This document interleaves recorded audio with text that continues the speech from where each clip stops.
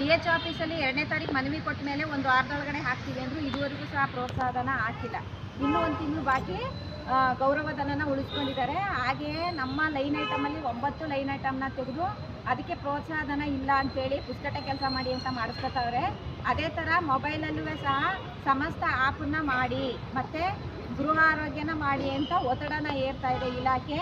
ಅದಕ್ಕೆ ಯಾವುದೇ ₹1 ಪ್ರೋತ್ಸಾಹಧನ ಇರೋದಿಲ್ಲ. ನಾವು ಈ ಮೂಲಕ ಸರ್ಕಾರಕ್ಕೆ ನಾವು ಸಂಯುಕ್ತ ಆಶಾ ಕಾರ್ಯಕರ್ತರ ಸಂಘದ ವತಿಯಿಂದ ಕೇಳ್ಕೊಳ್ಳೋದೇನೆಂದರೆ, ನೀವು ಯಾವುದೇ ಕೆಲಸನೂ ಮಾಡಿಸ್ಕೊಳ್ಳಿ, ನಾವು ಕೆಲಸ ಮಾಡೋಕ್ಕೆ ಫೀಲ್ಡ್ ಬಂದಿದ್ದೀವಿ. ಅದಕ್ಕೋಸ್ಕರ ನಾವು ಗೌರವಧನನ ಗೌರವಯುತವಾಗಿ ಕೇಳ್ತಾ ಇದ್ದೀವಿ. ಎಲ್ಲ ಕೆಲಸಗಳಿಗೂ ನಾವು ಗೌರವಯುತವಾಗಿ ಗೌರವಧನ ಕೊಟ್ಟರೆ ಮಾತ್ರ ನಾವು ಈ ಕೆಲಸಗಳನ್ನ ಮುಂದುವರಿಸ್ತೀವಿ.